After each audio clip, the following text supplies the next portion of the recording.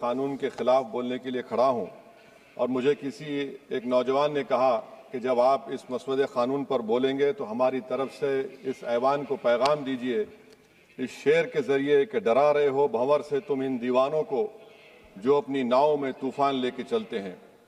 Madam, as our generation Z में से somewhere between मित्रों to hello friends we all grew up. 2024 में madam NEET और NET leaks का पेपर लीक हुआ। वजीर आजम ने Radha Kishan high level committee बनाया, नहीं मालूम वो कहाँ गई रिपोर्ट जब तक आवाम को दस्तयाब नहीं है। अब वजीर आजम ने नीलंकनी हाई पावर टास्क फोर्स बनाया। अब यही मौसूफ थे जिन्होंने UADI का आधार प्रोजेक्ट बनाया। 2018 में मैडम 100 करोड़ लोगों के नाम आधार के 500 रुपए में बिक रहे थे और आपने ऐसे जिम्मेदार को ये जिम्मेदारी दी।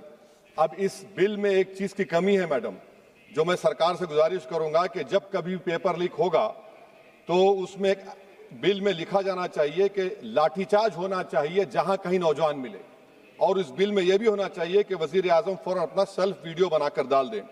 मैडम, मैं इजहार यगानगी के लिए खड़ा हूं नौजवानों के लिए जो आज पूरी उम्मीद खो चुके हैं तालीम के ताल्लुक से, जो उम्मीद खो चुके हैं नौकरी के ताल्लुक से, जो ट्रेनिंग के ताल्लुक से उम्मीद खो चुके हैं, मगर वो इसलिए अपनी उम्मीद को खो चुके हैं क्योंकि ये नाहल और नाखलक एक हुकूमत है जो सिर्फ उनको दो नौकरी दे सकती है, या तो तुम पकौड़ा बनाओ या तुम किसी रक्षा दल और सेना का हिस्सा बन जाओ। मैं यकजहती के लिए खड़ा हूं उन नौजवानों के लिए जो जिनकी जिंदगियां बर्बाद हो चुकी हैं, मुसीबत और तकलीफ में है पेपर लीक की वजह से। मैडम, मैं खड़ा हूं उस 19 साल की लड़की के लिए जिसका नाम शेख सना है, जो नीट के री एग्जाम से पहले खुदकुशी कर अपनी जान खो दी। मैं पूछना चाहता हूं सरकार से कि क्या कानून बदलने से, सेल्फी वीडियो बनाने से, इस्तीफा लेने से, स्पेशल टास्क फोर्स और स्पेशल कोर्ट बनाने से क्या सना अपने माँ बाप को वापिस आ जाएगी? ये सरकार को जवाब देना है। ये सरकार इतनी बेहिसी और बेरहमी के साथ इन नौजवानों से उनसे बर्ताव कर रही है, ये बिल्कुल नौजवानों से दूर हो चुकी है। इनकी तकलीफ को समझना छोड़िए, एहसास भी इनमें खत्म हो चुका है। ये मसवदा कानून क्या है मैडम, जो 2024 के कानून में नहीं था?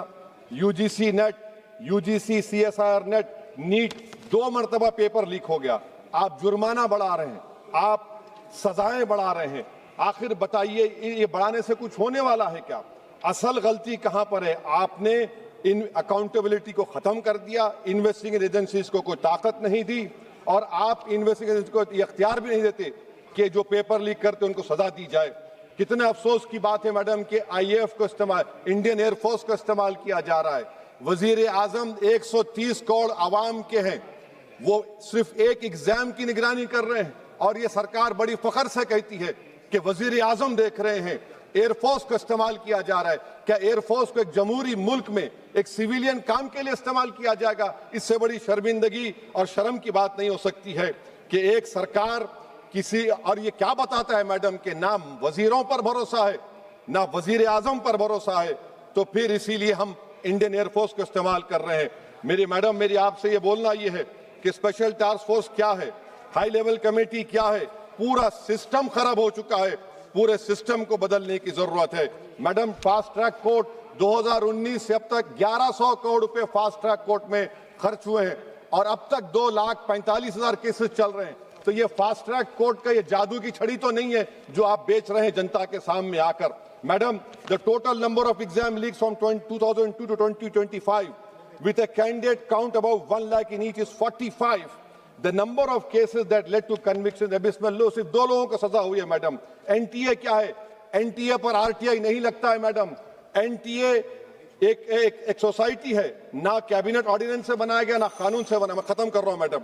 तो मैं आपसे हुकूमत से सवाल कर रहा हूं कि नीट का अंडर एग्जाम पेपर सेट हो गया था, अब नए चीफ ने आकर उसको क्यों चेंज किया? इसका जवाब दें।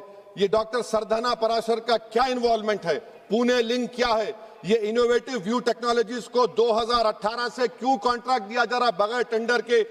गवर्नमेंट ऑफ इंडिया का GFRCB रूल्स है। इस इनोवेटिव टेक्नोलॉजीज का फॉरेंसिक ऑडिट होना चाहिए। एक कंपनी को सब दिया जा रहा है। मेरी रिकमेंडेशन ये है सरकार से कि AI का क्वेश्चन बैंक बनाया जाए जो 1 लाख सवालात पर मुश्तमिल होगा। इसमें कोई ह्यूमन इंटरफेस ना होना चाहिए। और एनटीए का chairman, DG, secretary, exam controller, service IAS क्यों नहीं होता है? और फिर एग्जामिनेशन सेंटर पर मैडम बायोमेट्रिक क्यों फेल होता है? जब बायोमेट्रिक फेल होता है तभी जाकर ये पेपर लीक होता है। और मैडम इसमें विजिल ब्लोअर्स का, मैडम खत्म कर रहा हूं, इसमें विजिल ब्लोअर्स का कोई जिक्र नहीं है। जैसा शशिकांत सिकर का पुलिस ने एफआईआर नहीं लिया, नीट सीबीएस, यूजीसी नीट का सीबीएसई में दीपक ठाकुर, ये कुछ नहीं लिया गया। आखिर में मैडम ये सरकार ये कानून लाकर देश की आवाम को, नौजवानों को पैगाम दे रही है, तुम रोड पर निकल कर आओ, हम डरेंगे। इस ऐवान में अगर हम ये पैगाम दे रहे हैं कि एतमाद इस ऐवान पे नहीं होगा, जो रोड पर निकल कर आएंगे, तो फिर ये तो हुकूमत को सोचना पड़ेगा कि अगर लोग एनआरकी में, प्रोटेस्ट में बिलीव करेंगे तो पार्लियामेंट में बिलीव नहीं करेंगे। मैं आखिर में मैडम नौजवानों से झूठ बोलकर उनसे माहिदा किया गया, सुप्रीम कोर्ट अब उन पे केस बुक करने की बात कर रहा है। मैं मुबारकबाद देता हूं उन तमाम कॉन्स्टिट्यूशनल अथॉरिटी को जिन्होंने नौजवानों की उखाबी रूह को बेदार किया। अब उनको उनकी मंजिलें आसमान पर नजर आ रही हैं। तो मैडम जो नौजवानों को यहाँ पर अनाप शनाप बक रहे थे, उन्हीं नौजवानों की तरफ से मैं पैगाम दे रहा हूं, किसी को अपने अमल का हिसाब क्या दें, सवाल सारे गलत थे, जवाब क्या दें। मैं ये जो जुल्म किया गया है, पैलेट गन मारकर, मैं खत्म कर रहा हूं, पैलेट गन मारकर 4 लोगों को उनके जिस्म पर मारा गया। जुल्म फिर जुल्म है, जब बढ़ता है तो मिट जाता है। खून फिर खून है, टपकेगा तो गिरेगा। और किसी शायर ने अच्छा कहा था, इधर आ सितमगर हुनर आजमाए, तू तीर आजमा हम जिगर आजमाए। आप नौजवानों को छोड़कर उनको अपना रिश्ता खत्म करके आप अगर हुकूमत करना चाहते हैं आइंदा 2.5 साल, तो मैं बड़े एतमाद के साथ कह रहा हूं कि आपकी मिस गवर्नेंस की वजह से कहीं खुदा ना खास्ता जो पड़ोसी देश में हुआ वो हरकत यहां पर ना हो जाए। उस